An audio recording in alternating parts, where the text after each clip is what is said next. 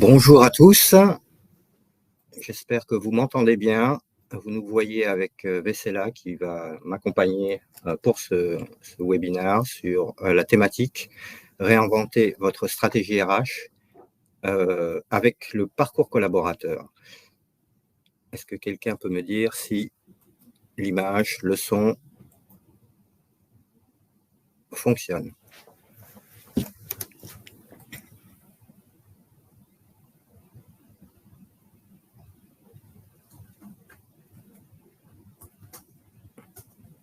En tout cas, à nouveau, bienvenue.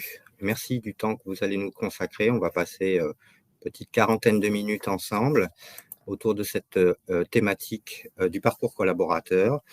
Je vais me permettre de laisser Vessela se présenter. Bonjour à tous. Merci Duc pour cette invitation. En effet, je suis Vessela Miteva, je travaille pour le cabinet DXC Technologies et je suis ravie d'accompagner, d'être présente aujourd'hui avec vous. Pour ma part, Duc Lecac, j'ai le plaisir de piloter l'activité HCM pour la France. Donc, ça recouvre nos équipes sales et pre-sales et nos équipes de build, c'est-à-dire les équipes qui installent et qui supportent nos clients autour de nos solutions HCM.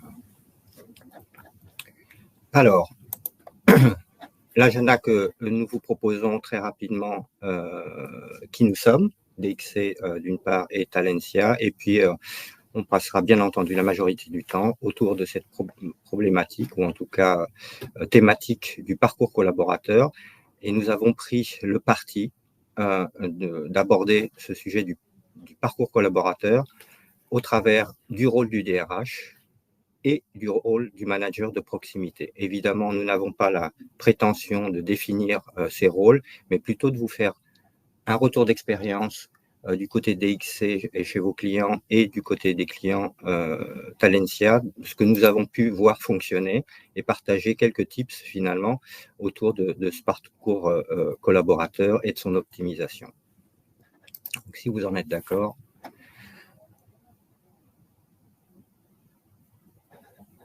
Je ne vois plus la présentation. Est-ce que vous voyez toujours la présentation ?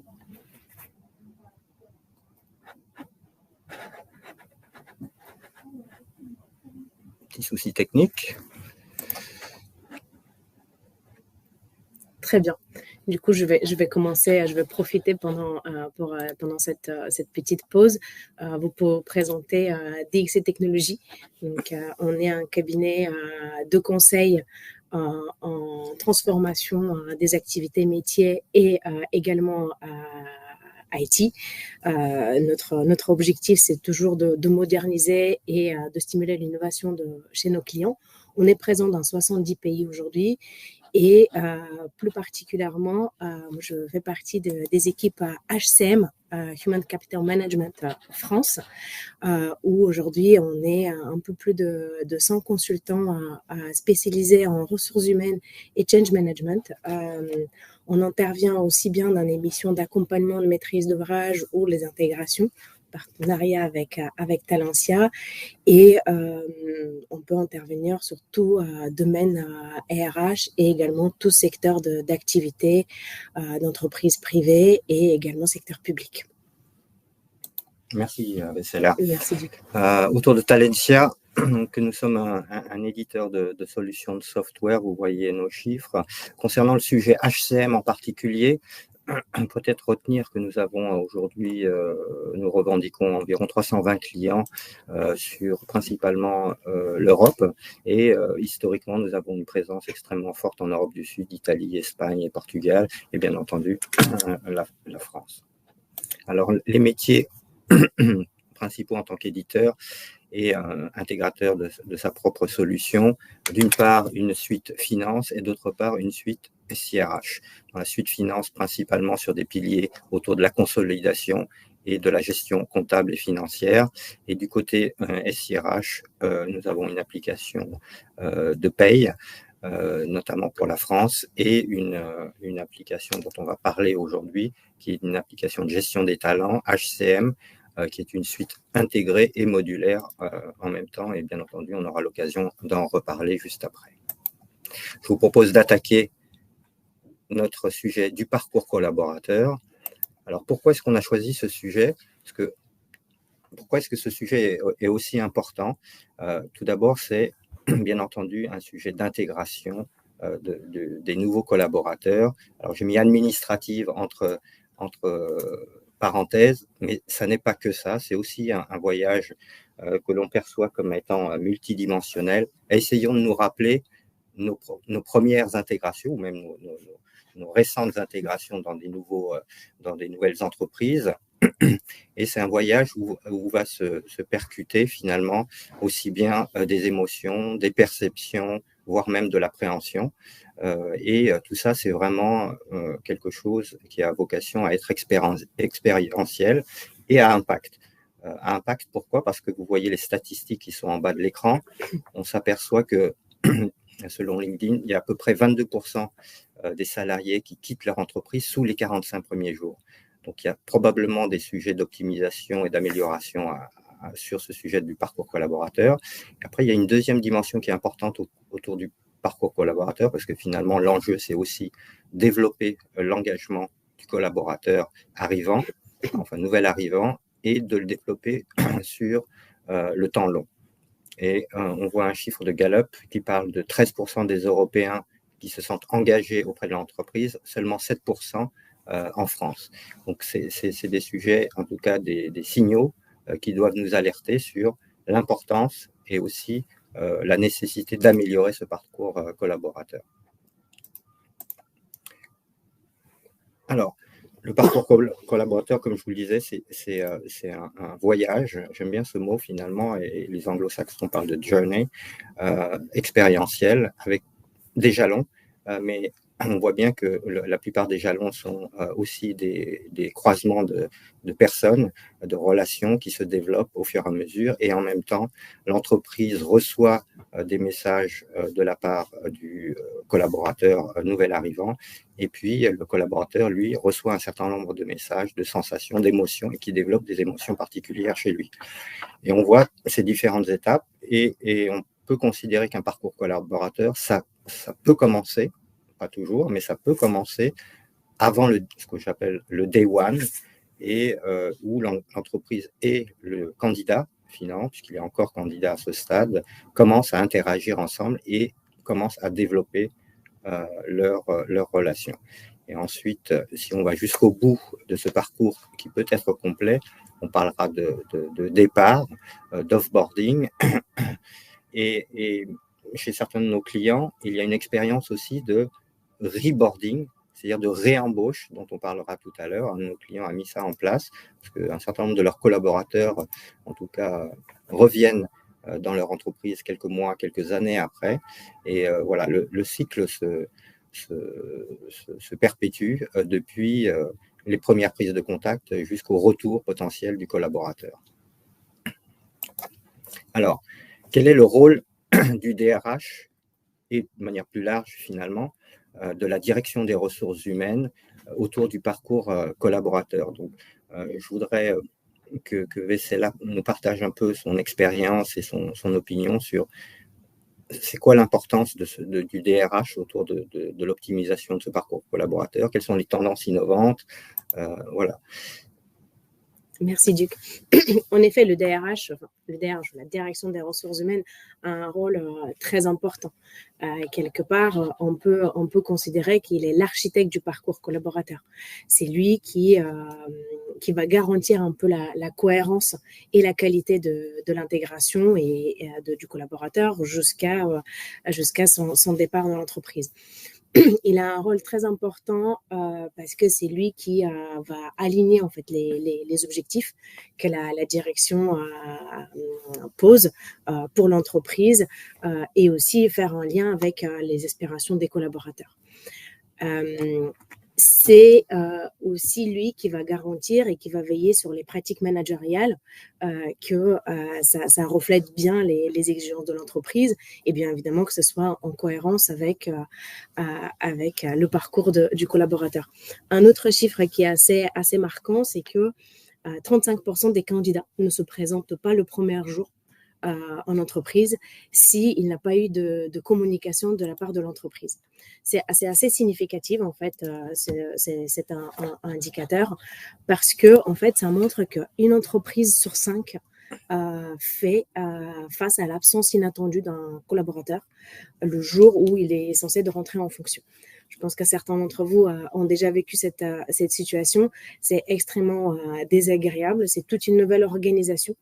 Et en fait, on voit que 80% des entreprises ont déjà vécu cette situation. Donc, ce n'est pas une tendance, c'est pas une situation exceptionnelle. En fait, c'est carrément une tendance courante et qui pose vraiment le problème, en fait, que il faut que les entreprises définissent une stratégie par rapport à ça, et côté recrutement, mais également côté intégration.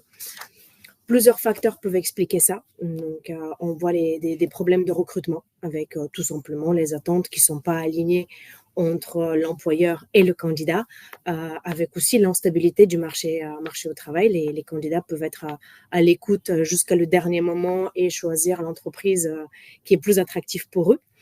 On peut voir aussi une communication qui n'est pas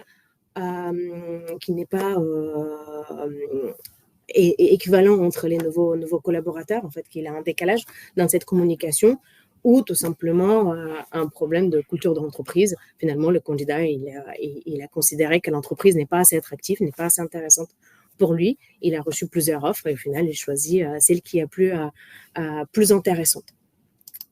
En fait, nous, chez nos clients, on peut voir de plus en plus des nouvelles tendances. C'est vrai que, bien évidemment, l'intelligence artificielle fait un peu bouleverser les méthodes, mais on voit de plus en plus de onboarding virtuel avec des parcours d'intégration avant le premier jour pour pouvoir donner des vidéos, des sessions interactives en ligne pour le collaborateur pour qu'on l'engage avant même qu'il soit, avant le day one dont Duc il a parlé, pour que le collaborateur puisse commencer à comprendre la culture de l'entreprise et ses valeurs, pour que le scénario pire, que le collaborateur ne se présente pas, ne se déclenche pas.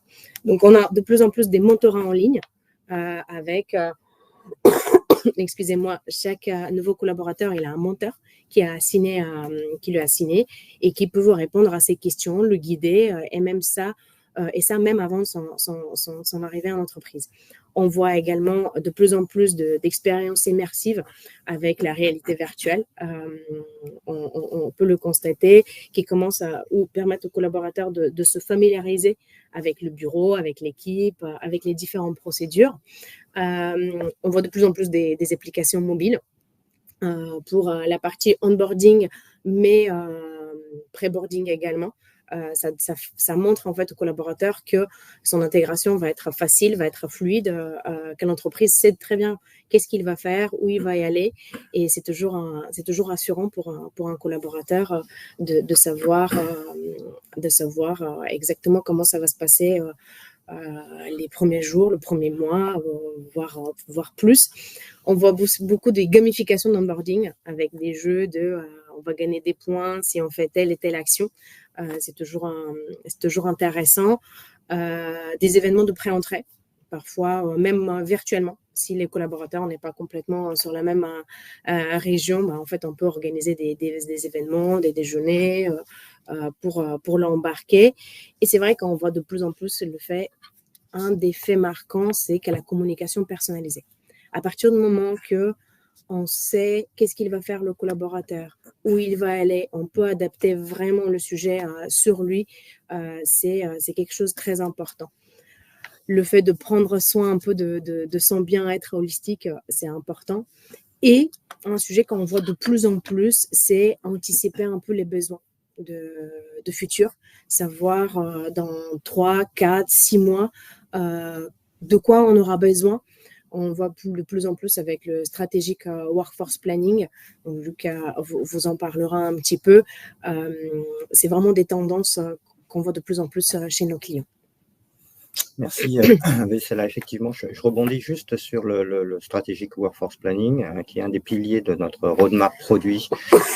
Je prends là ma casquette d'éditeur, qui va être un outil essentiel sur justement la planification des effectifs avec des scénarios, etc. Donc, on en reparlera. Et l'IA est le deuxième pilier, mais on en reparlera tout à l'heure. Merci, Vessela. Et je pense qu'il avait aussi un sondage qui était lancé pour voir un peu si de votre côté, comment vous êtes organisé sur l'onboarding. Et du coup, finalement, Talentia, quels sont les moyens que vous pouvez proposer à vos clients pour répondre à ces enjeux-là? Effectivement, je vais rebondir parce que j'ai beaucoup aimé la notion d'architecte dont tu as parlé à propos du rôle du DRH, parce que c'est lui qui doit poser le cadre sans lequel le parcours collaborateur ne peut pas exister. C'est lui qui doit donner le sens, impulser l'état d'esprit. Et ce DRH ou cette direction des ressources humaines, en tout cas, elle doit avoir, selon nous, et on l'a vu sur le terrain chez nos clients, là où ça marche, c'est quand c'est systémique. Je veux dire par là, c'est que vous avez vu le parcours, le petit serpentin qu'on a passé très rapidement en revue tout à l'heure. Il y a plein de jalons et à chacun de ces jalons, il y a des émotions, il y a des perceptions, il y a des prises de position, des postures qui se prennent. Donc, plein d'interlocuteurs. Je prends par exemple les services généraux, l'IT, on rencontre l'ARH, on rencontre son manager, son équipe pour la première fois. Et tout ça fait partie de ce parcours collaborateur. Et donc, le DRH doit mettre en place un framework d'accueil et d'intégration qui prenne en compte l'ensemble des composantes de ce parcours. Ensuite, il faut que ça soit holistique en même temps. Je veux dire par là, c'est qu'il faut que le DRH pose un cadre qui prenne du recul par rapport au parcours au quotidien. On verra tout à l'heure avec le manager de proximité quel est son impact, mais il faut que le parcours soit holistique, c'est-à-dire qu'on voit bien, ou en tout cas que le collaborateur perçoive ait de la visibilité sur les différentes étapes, quand est-ce que ça commence, quand est-ce que ça se termine, etc. Bien entendu, les enjeux dont on parle autour de l'architecte et du rôle du DRH, c'est de la marque employeur, c'est de l'attractivité, c'est de la rétention, c'est de l'engagement. Et je vais, dans les prochains slides, tenter de partager avec vous ce que certains de nos clients ont mis en place. Et notamment, au début du parcours, on parlait de pré-intégration ou de candidat avant Day One. L'un de nos clients, dont vous voyez une copie d'écran, là, a développé, avec notre solution, un espace candidat. C'est-à-dire que les candidats qui sont retenus au poste et aux différentes positions qui étaient disponibles reçoivent un lien sur lequel ils peuvent, d'une part, charger un certain nombre de pièces, le permis de conduire, par exemple, etc. Administrative, donc là, on touche à la productivité RH. Ça, c'est intéressant pour que la RH commence à constituer la fiche ou le dossier du salarié.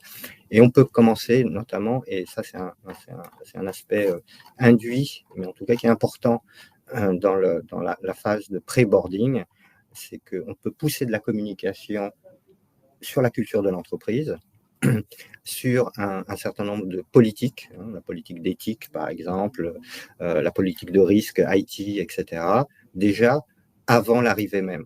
Et je pense que ça, c'est un facteur important de dire le candidat a été retenu et on commence déjà à engager la relation.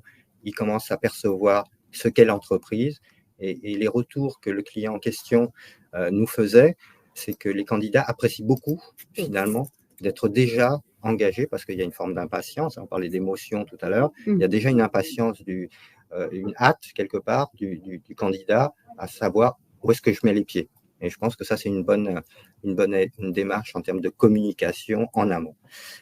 Ensuite, bien entendu, au fil de la vie du collaborateur, là, vous voyez un écran qui s'adresse a priori plutôt au RH, mais c'est également disponible pour le manager lui-même, c'est de pouvoir suivre dans le temps les différents candidats et désormais nouveaux collaborateurs qui ont été onboardés, où est-ce qu'ils en sont en termes de progression sur le chemin et le voyage dont on parlait tout à l'heure, et ainsi avoir un suivi rigoureux du développement et de l'intégration du collaborateur, et pas se dire, tiens, en fait, on devait faire un rapport d'étonnement au mois M+1, et finalement on l'a oublié parce que voilà, il y a plein de choses qui se sont passées depuis. Donc voilà un exemple d'écran de suivi, et puis bien entendu quand vous cliquez sur un collaborateur donné, vous pouvez avoir le détail constitutif de là où il en est, qu'est-ce qu'il reste à faire, quel est le pourcentage d'avancement des différentes étapes que vous aurez définies. Un autre aspect qui est important dans la culture de l'engagement et de l'attractivité, c'est tout ce qui touche à la gestion des talents. Quand je parle de gestion des talents, c'est un sujet très vaste. On peut derrière y mettre également l'aspect formation, qui est un outil intéressant dont on parlera tout à l'heure. L'idée, c'est quoi?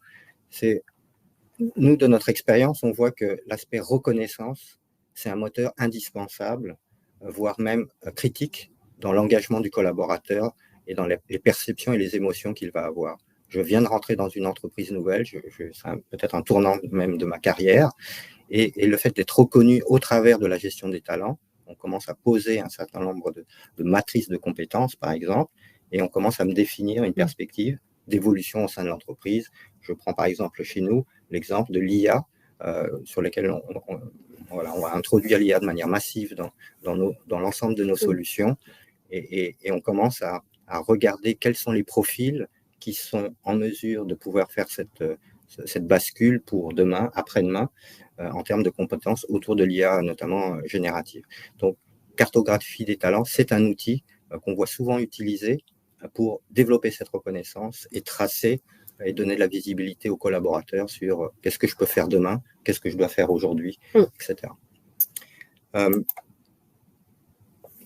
On va passer maintenant, une fois qu'on a vu le rôle holistique du DRH, le cadre, il y a un deuxième pilier important qui a un impact, et on le voit sur le terrain encore une fois, c'est le manager de proximité.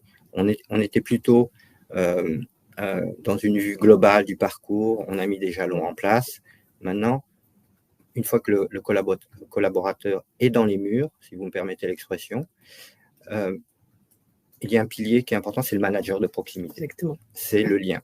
Vessela, est-ce que tu peux nous dire ta vision du rôle du manager de proximité et ta perception, quelles sont les tendances innovantes à nouveau autour de ce profil? C'est vrai que le manager, il a vraiment un rôle de rouage entre la stratégie que la direction des ressources humaines a définie avec la vision. Donc, en fait, le manager, c'est celui qui va faire appliquer les différentes méthodes. C'est vraiment le reflet de l'entreprise pour le collaborateur. On le voit de plus en plus, en fait, c'est un binôme qu'il faut toujours fonctionner entre le RH qui a des règles légaux qu'il faut appliquer, ou le manager il attend tout son quotidien opérationnel il faut également veiller. Donc oui, le manager, c'est vraiment le pivot de l'expérience quotidienne pour le collaborateur. Et encore une fois, il a des indicateurs qui sont pour moi assez frappants. Il a 45% des collaborateurs qui quittent leur emploi au cours de la première année. Et 50% de ces collaborateurs, la raison qu'il évoque, c'est le manager. Et je trouve ça assez important parce que finalement, le manager a un rôle central avec tout son quotidien de supervision, vraiment de motiver ses équipes, de faire attention à la communication.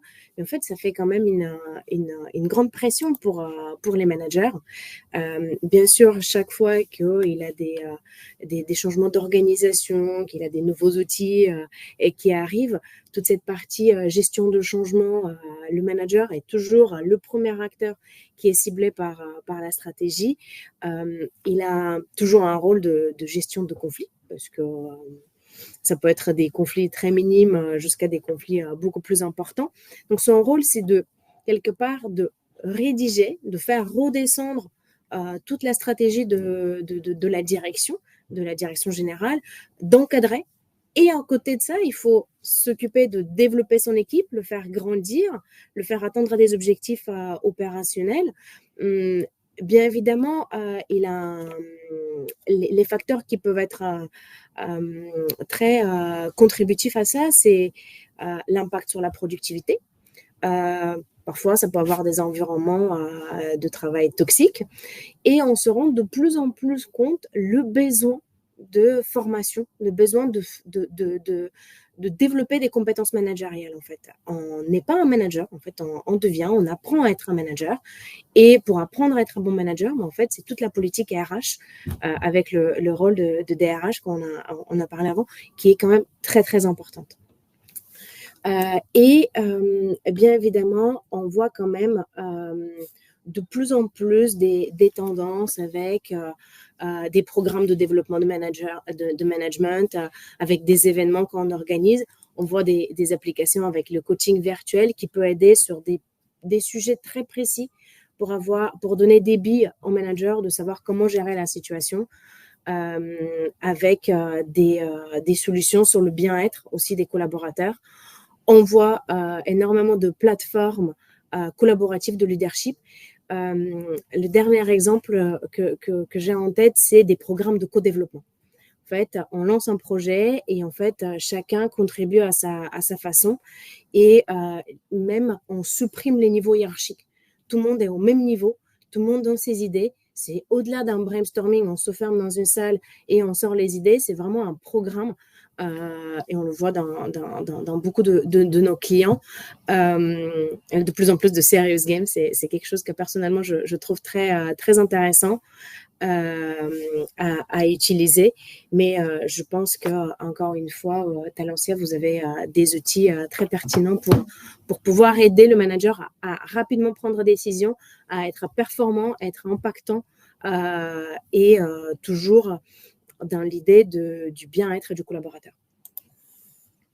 Merci Vessela, très, très intéressant. Je vais me permettre de rebondir, je suis 100% en ligne avec toi sur l'aspect de lien et d'acteur du quotidien. Hein. Comme on l'a dit, on a posé un cadre avec la DRH.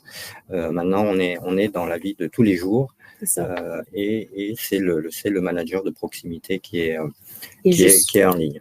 Je suis curieuse d'ailleurs, on a un sondage, savoir un peu votre utilisation à ce niveau-là. Parfait. Je crois que le sondage est lancé. Alors, je vais meubler, comme ils disent au journal télé, pendant le sondage. Donc, pour rebondir et poursuivre un peu les idées qu'a lancé Vessela, c'est le manager de proximité, ça doit être le décodeur. Décodeur au pluriel. Le premier aspect, c'est qu'il décode, finalement, il est le traducteur de la stratégie de l'entreprise, le plan stratégique de la direction, et sa simplification vers le collaborateur. Et à l'inverse, il est décodeur dans l'autre sens aussi, et il est là pour écouter, prendre en compte les remarques, les feedbacks du collaborateur. Donc ce rôle de décodeur, il marche dans les deux sens. Ensuite, le manager de proximité, me semble-t-il, il y a une notion de faire grandir. Je n'ai pas trouvé d'autres mots, mais concrètement, derrière, on a des outils de gestion de la formation dont la vocation est justement de permettre aux managers d'utiliser les catalogues de formation internes comme externes d'ailleurs, et de faire grandir en fonction de cette cartographie des talents le collaborateur. Et j'ai vu un sondage récemment, je crois qu'il y avait un peu plus de 2/3 des Français qui avaient été questionnés sur le fait de continuer à apprendre, donc une formation en continu. Est-ce que c'est quelque chose d'important pour vous au sein de votre entreprise? Et je crois que la majorité était effectivement de dire c'est pas parce que j'ai intégré que dans cette entreprise qu'il faut oublier de grandir. Ensuite, il faut, me semble-t-il, pour le manager de proximité, favoriser, on parlait de liens, les communications. Alors pourquoi je parle des communications? Parce qu'il n'y en a pas qu'une seule. Hein.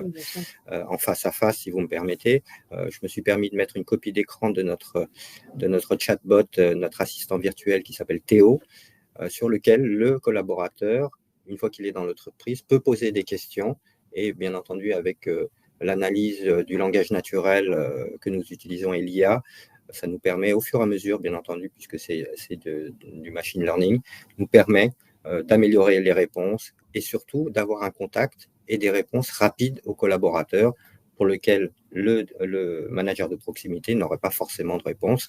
Et c'est anywhere, anytime pour communiquer avec l'entreprise et poser les questions qui préoccupent le collaborateur. On a parlé de faire grandir. Donc concrètement, c'est la formation. Donc là, je vous ai mis un screenshot de notre outil de gestion des entretiens professionnels. Donc là, c'est la version ou la vue du collaborateur.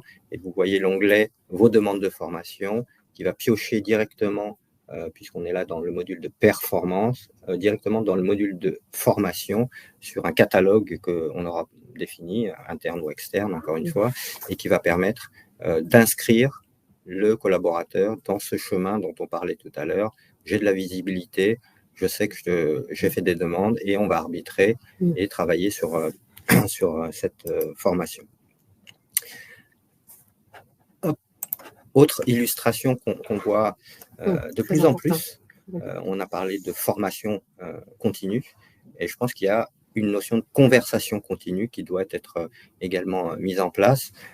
Et nous avons intégré dans notre solution justement ce qu'on appelle la gestion des feedbacks, qui permet de manière un peu formelle finalement, au-delà des entretiens, du cycle des entretiens annuels, des entretiens de performance, du bilan à 6 ans, etc.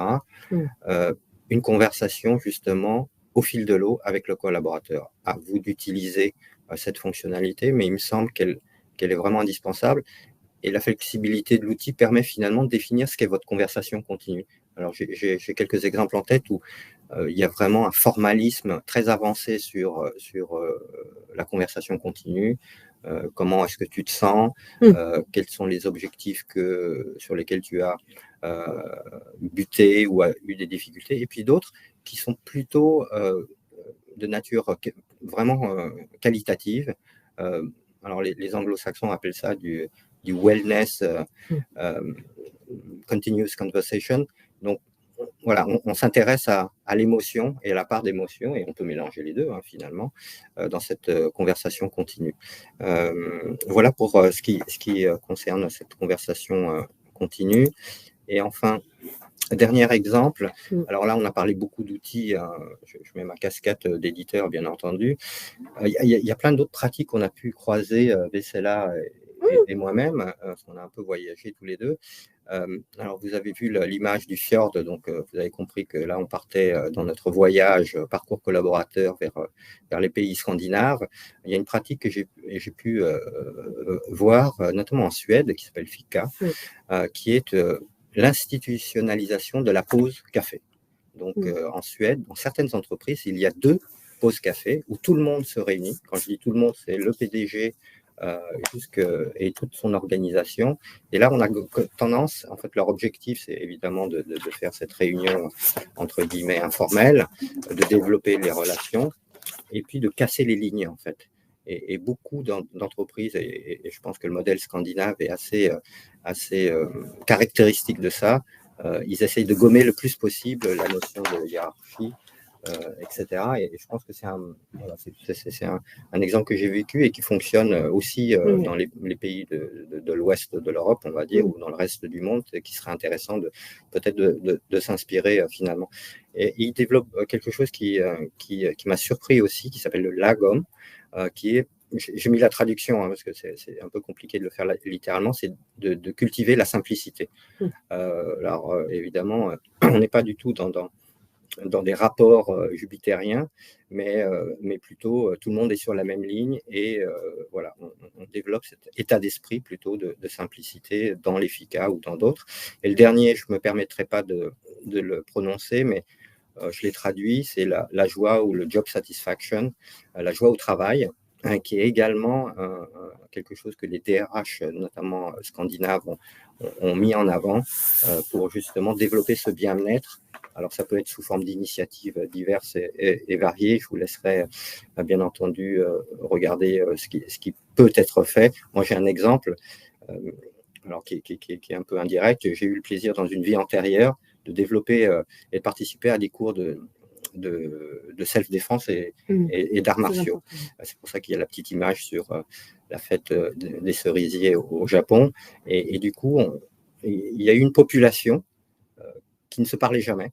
La R&D d'un côté, les commerciaux de l'autre, enfin voilà, et qui se parlaient pas forcément de manière régulière et qui se sont retrouvés et qui se sont découverts finalement. Donc voilà, une activité sportive ou culturelle, ça peut aussi être un moyen de développer l'engagement et d'être finalement un jalon du parcours collaborateur. Voilà, quelques expériences informelles, mais ça fait partie aussi de ce partage d'expériences dont on vous parlait tout à l'heure. Hop. Je crois que nous arrivons au bout de notre présentation. Alors, je vais faire une petite conclusion, bien entendu, en lien avec l'introduction. Encore une fois, j'aime beaucoup ce mot de voyage, parce que c'est un voyage multi-expérientiel, multidimensionnel, avec des émotions. Le collaborateur découvre sa nouvelle entreprise dans le portail, commence à interagir, il rencontre une fois le Day One commencé, son équipe. Finalement, mon manager, il est super. L'équipe a l'air bienveillante, elle m'accueille. Voilà, je pense que c'est ça l'expérience qu'on voulait partager avec vous. Donc, c'est un vrai voyage à plusieurs facettes. Et je pense qu'à la fois, pour revenir à notre thématique très sérieuse du rôle du DRH, l'impact du DRH et l'impact du manager de proximité en binôme, c'est vraiment un couple et un attelage important dans la réussite de cela. Merci beaucoup pour votre écoute, votre temps. J'espère que nous avons apporté un peu de plus sur cette notion de parcours collaborateur avec le parti pris qu'on a décidé. Évidemment, le parcours collaborateur, il y a plein d'autres facettes dont on serait ravis d'échanger avec vous. N'hésitez pas à nous poser vos questions. Je crois que nous sommes à peu près dans les temps. Il y a une question. Comment engager les managers sur l'importance de leur rôle pendant l'onboarding? Comment engager les collaborateurs, les managers pendant la période de onboarding? C'est vrai que il faut les impliquer dès le départ. Il faut vraiment, au moment où on définit la stratégie d'onboarding avec, peu importe est-ce qu'il aura un outil derrière ou pas, il faut vraiment communiquer avec les managers et l'expliquer l'importance et surtout de les faire des actions qui sont parfois administratives, lourdes. Le manager a quand même, dans certaines entreprises, un rôle très administratif. Donc, il faut vraiment l'expliquer et essayer en fait de le responsabiliser dès le départ. Le dire, par exemple, prendre contact avec le collaborateur même avant son arrivée pour le rassurer et le convaincre, en fait, quelque part, que c'est bien la bonne personne pour nous, c'est la bonne personne c'est la bonne manager et surtout de ne pas arriver au cas où la personne, finalement, il a eu un contact avec son manager. Le manager ne sait même pas qui il est, quand est-ce qu'il arrive. Et bien sûr, il fera partie des 45% qui ne vendront pas le premier jour. Absolument. Et on parlait tout à l'heure d'architecte. Remettons ça en perspective. Donc, l'architecte, le DRH, a posé le cadre. Et à l'intérieur de ce cadre, le jalon, eh bien, nous avons le manager qui est un des acteurs quotidiens de ce jalon et le rôle du manager et du DRH, c'est de pouvoir échanger sur ce plan finalement, c'est un projet et le projet comporte une ligne directrice et puis des intervenants, on parlait de systémique tout à l'heure, et un des acteurs sur le parcours, c'est le manager bien entendu. Donc ça veut dire qu'il faut qu'ils préparent leur jeu de rôle, si vous me permettez l'expression, en amont et de l'exécuter et de s'assurer que c'est suivi et exécuté. Partager, alors ça me fait penser effectivement à vous partager les résultats. Merci pour vos inputs. À la question donc, quels sont les aspects de la gestion des talents que vous considérez comme les plus critiques pour favoriser l'engagement long terme des collaborateurs? Ce qui arrive en premier comme réponse, c'est une communication régulière et constructive entre manager et collaborateurs. Bon, je crois qu'on est 100% d'accord. On a parlé de conversation continue, formelle ou informelle. Les FICA, voilà. Bon, je ne sais pas si vous arriverez un jour à faire 2 pauses café dans votre entreprise, mais je vous le souhaite avec le président juste à côté de vous, mais en tout cas, ça c'est la première des réponses. 40% d'entre vous considèrent que la communication régulière entre manager et collaborateur est un facteur essentiel. La deuxième réponse, c'est le développement continu des compétences. Ouais. On en a parlé, faire grandir, 100% d'accord avec vous. Moi, j'ai juste une remarque, je vois qu'en fait, 5%, pour 5% d'entre vous, la rémunération et les avantages sociaux. Je trouve que c'est vraiment très flagrant. Depuis quelques années, on voit que on est vraiment passé à un cap. Aujourd'hui, la rémunération, ce n'est pas le facteur le plus important. Aujourd'hui, les collaborateurs, bien évidemment, la rémunération, c'est important, mais ils cherchent surtout de continuer à se développer. Et ils cherchent vraiment une entreprise avec des valeurs qui correspondent à leurs valeurs. On entend beaucoup parler des nouvelles générations qui arrivent et c'est vrai que c'est vraiment des tendances de plus en plus flagrantes pour moi. Alors, je vais poursuivre sur le commentaire du deuxième sondage. Selon votre expérience, quelle pratique contribue le plus à réduire le taux de démission durant les premières semaines, mois d'un nouveau collaborateur? La première réponse, à 60%, c'est le processus d'onboarding structuré et des objectifs clairs. On ne peut pas être plus d'accord avec vous. C'était précisément l'objet de le support de notre parcours collaborateur, avoir ce parcours structuré. Et la deuxième réponse, à 30%, c'est l'implication directe du manager dans l'intégration. Encore une fois, 100% d'accord avec vous, je crois. C'est le chapitre que nous avons développé avec le manager de proximité, le lien, l'acteur du quotidien. Il y a une autre question, Duc, elle est plus côté Talentia, niveau RGPD, où sont basés les serveurs? Merci pour la question. Nos serveurs sont basés en France et en Europe et respectent évidemment son compliant RGPD. Nous avons entre autres un partenaire principal qui est Microsoft sur la plateforme Azure, puisque nous avons une solution full SaaS. Donc voilà, l'un de nos principaux est effectivement Microsoft Azure. Est-ce qu'il y a d'autres questions? Super. Merci beaucoup encore pour votre temps, d'être resté jusqu'au bout. J'espère que ça a apporté quelque chose dans votre vécu. N'hésitez pas à partager avec nous. Nous sommes à votre disposition sur ce sujet passionnant du parcours collaborateur. Exactement. Ça me fait penser à la communauté HC Minute qu'on anime avec nos consultants. N'hésitez pas à suivre. Il y a pas mal de nouvelles tendances qu'on essaie de partager sur les réseaux. Merci beaucoup encore une fois, Duc, pour l'invitation et pour le temps partagé avec nous. Bonne journée à vous. Merci.